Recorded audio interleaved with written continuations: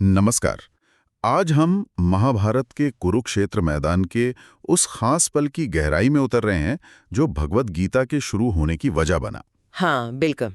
हमारे पास एक श्रोता का भेजा विश्लेषण है, अर्जुन्स फेटफुल कमांड टू अच्युत, और ये हमें एक ऐसे आदेश को देखने के लिए उकसाता है जिसके नतीजे कह सकते हैं काफी अप्रत्याशित थे। और शायद उस पल में अर्जुन को खुद भी अंदाजा नहीं था कि वो क्या मांग रहे हैं। सही बात है। हम बात कर रहे हैं भगवत गीता के पहले अध्याय श्लोक 21 की। वो सीन याद कीजिए, कुरुक्षेत्र का मैदान, सेनाएं आमने सामने, माहौल एकदम तनाव वाला। बिल्कुल। और महान योद्धा अर्जुन युद्ध के लिए एकदम तैयार। और इसी माहौल में अर्जुन अपने सारथी को एक हुक्म देते हैं। पर जो बात चौंकाती है वो ये कि ये आत्मविश्वास से भरा कदम ही अनजाने में उनके हौसले के टूटने का कारण बनने वाला था। जिससे फिर गीता का पूरा उपदेश निकला। तो चलिए इस पल को, इस श्लोक को परत दर परत खोलते हैं। हाँ, ये क्षण बहुत महत्वपूर्ण है। श्लोक कुछ इस तरह है, अर्जुन उवाच सेनयोर उभयोर मध्ये रथम स्थापय मेच्युतम। अच्छा। इसका सीधा सा मतलब है, अर्जुन ने कहा, हे अच्युत, कृपया करके मेरा रथ दोनों सेनाओं के बीच में ले जाकर खड़ा कर दीजिए। ठीक है, सुनने में तो एक फौजी निर्देश जैसा लगता है। हाँ, पहली नजर में तो यही लगता है कि एक योद्धा अपने सारथी से कह रहा है, मुझे बेहतर जगह पर ले चलो ताकि मैं देख सकूं। लेकिन उस वक्त अर्जुन के मन में क्या चल रहा था, ये समझना जरूरी है। देखिए, विश्लेषण बताता है कि इस समय अर्जुन सिर्फ तैयार नहीं है, वो आत्मविश्वास से भरे हुए हैं। मतलब ओवर कॉन्फिडेंट कह सकते हैं। गर्व है उन्हें अपनी काबिलियत पर, निडर हैं, और उनका इरादा भी साफ है।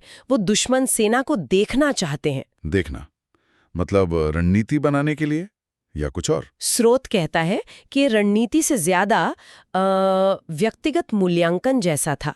वो उन योद्धाओं को देखना चाहते थे जिनसे उन्हें लड़ना है। ये दिलचस्प है। तो ये सिर्फ बहादुरी नहीं बल्कि एक यकीन था कि जीत तो मेरी होगी। हाँ, विश्लेषण इसी तरफ इशारा करता है। ये बस लड़ने की तैयारी नहीं, जीतने का पक्का यकीन है। और वो देखना चाहते हैं कि कौन कौन हिम्मत कर रहा है उनके सामने आने की। बिल्कुल, उन्हें अपने गांडीव पर, अपनी शक्ति पर पूरा भरोसा था। और इसी भरोसे के साथ वो अपने सारथी को पुकारते हैं अच्युत। इस नाम का क्या खास मतलब है यहाँ? यहीं पर विश्लेषण एक बहुत बारीक बात पकड़ता है। अच्युत का मतलब है वो जो कभी गिरता नहीं, जो कभी चूकता नहीं। अविनाशी भगवान कृष्ण का नाम है ये। हाँ, और अर्जुन ये जानते हैं। तो फिर इसमें क्या अजीब है? सम्मान ही तो दे रहे हैं। सम्मान तो है, पर स्रोत कहता है कि इसके लहजे और कॉन्टेक्स्ट को देखिए। सोचिए, अर्जुन यहाँ यूनिवर्स के स्वामी को, अच्युत को एक मामूली सा काम सौंप रहे हैं, रथ यहाँ ले चलो। स्रोत इसे अर्जुन के चरम आत्मविश्वास का सबूत मानता है, जिसमें शायद अनजाने में ही थोड़ा अहंकार भी है। मतलब वो कृष्ण से सलाह नहीं मांग रहे हैं कि प्रभु क्या करूं, नहीं, बल्कि कह रहे हैं अच्युत ये करो ताकि मैं देख सकूं कि मुझे क्या करना है। क्या ऐसा? बिल्कुल। विश्लेषण यही कहता है। वो मार्गदर्शन नहीं, बस एक बेहतर व्यू पॉइंट मांग रहे हैं अपने खुद के आकलन के लिए। वो कृष्ण को एक कुशल सारथी की तरह देख रहे हैं, गुरु की तरह नहीं। हाँ, जो उनका हुक्म मानेगा। उन्हें लग रहा है ज्ञान तो उनके पास है, बस जानकारी चाहिए। वो खुद को कर्ता मान रहे हैं और कृष्ण को साधन। और यहीं पर वो गहरी विडंबना छिपी है, जैसा स्रोत बताता है। हाँ, अर्जुन पूरे यकीन के साथ वो चीज मांग रहे हैं जो उनके सारे यकीन को ही तोड़ देगी। बिल्कुल। यही बात इस पल को इतना पावरफुल बनाती है।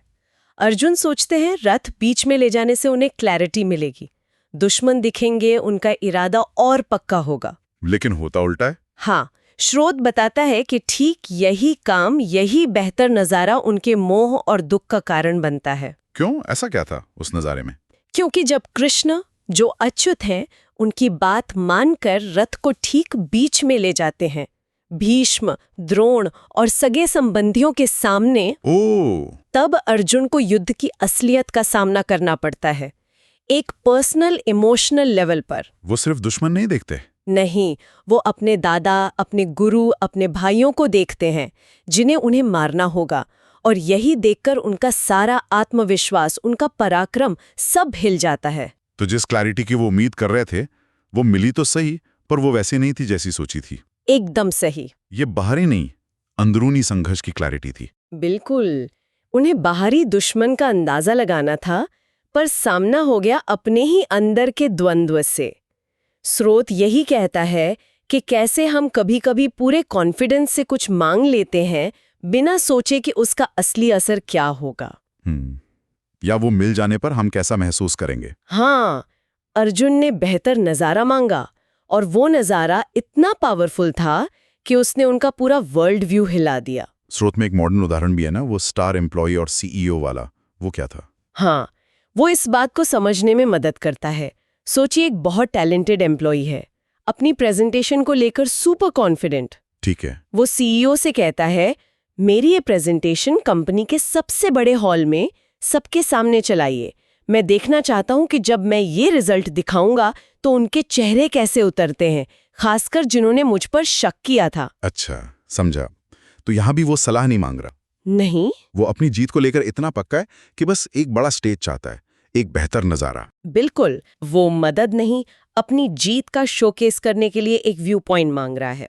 स्रोत के मुताबिक अर्जुन की मानसिकता भी कुछ ऐसी ही थी। वो अपने विरोधियों को सामने से देखना चाहते हैं। हाँ, और वो अच्युत से, जो कभी चूकते नहीं, ठीक वही चीज मांग रहे हैं जो अनजाने में उनके कॉन्फिडेंस को गिराने वाली है। जैसे उस एम्प्लॉय के साथ भी हो सकता है कि सबके सामने कोई ऐसा सवाल पूछ ले। हाँ, या कोई ऐसी बात कह दे कि उसका सारा आत्मविश्वास बिखर जाए। ये उदाहरण वाकई अर्जुन की स्थिति को साफ करता है। अब कृष्ण की भूमिका पर आते हैं।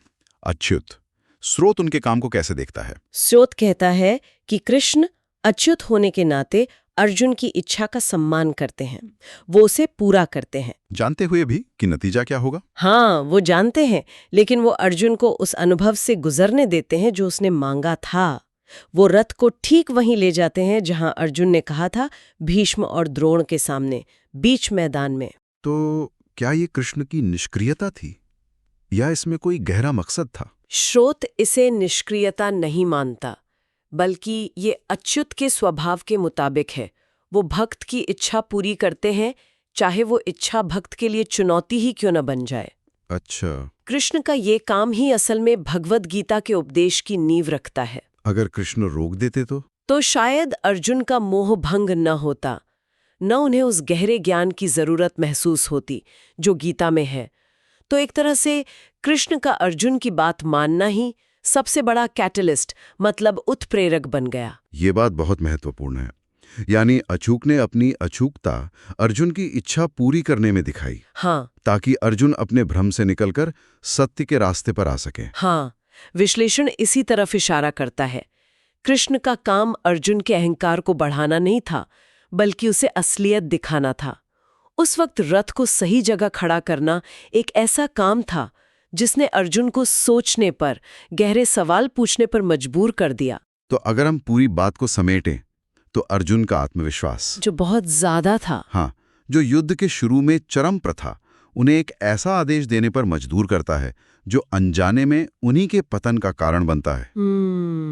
और ये सब शुरू हुआ अच्युत को दिए गए एक सीधे से दिखने वाले निर्देश से। कंट्रोल में महसूस करते हुए अर्जुन ने एक बेहतर नजारा मांगा, और वही नजारा उनके गहरे दुख और मोह की वजह बन गया, जिसने आखिरकार उन्हें ज्ञान की तरफ बढ़ाया। बिल्कुल, और यह हमें सोचने पर मजबूर करता है, जैसा स्रोत भी आखिर में इशारा करता है। क्या? कि हम अपनी जिंदगी में कितनी बार पूरे यकीन और आत्मविश्वास में होते हैं, और उन पलों में हम कितनी बार ऐसी स्थितियां, ऐसे नज़ारे या ऐसी क्लैरिटी मांगते हैं जिनके नतीजों का हमें पूरा अंदाजा नहीं होता। सही बात है। हम ऐसी जानकारी या अनुभव मांग बैठते हैं जो अनजाने में हमारी गहरी सोच को, हमारे कंफर्ट जोन को, हमारे विश्वासों को चैलेंज कर सकता है। ये सोचने वाली बात है। और फिर क्या होता है जब वो अच्युत शक्ति, चाहे उसे भगवान कहें या किस्मत या हालात, हमारी उन कॉन्फिडेंस भरी दुआओं या मांगों को ठीक वैसे ही मान लेती है जैसे हमने मांगा था। क्या हम उस सच का सामना करने को तैयार होते हैं जो हमें उस बेहतर नज़ारे से दिखता है? हाँ, ये एक ऐसा सवाल है जिसे श्रोता अपने साथ ले जा सकते हैं, इस पे सोच सकते हैं अपने तजुर्बों के हिसाब से।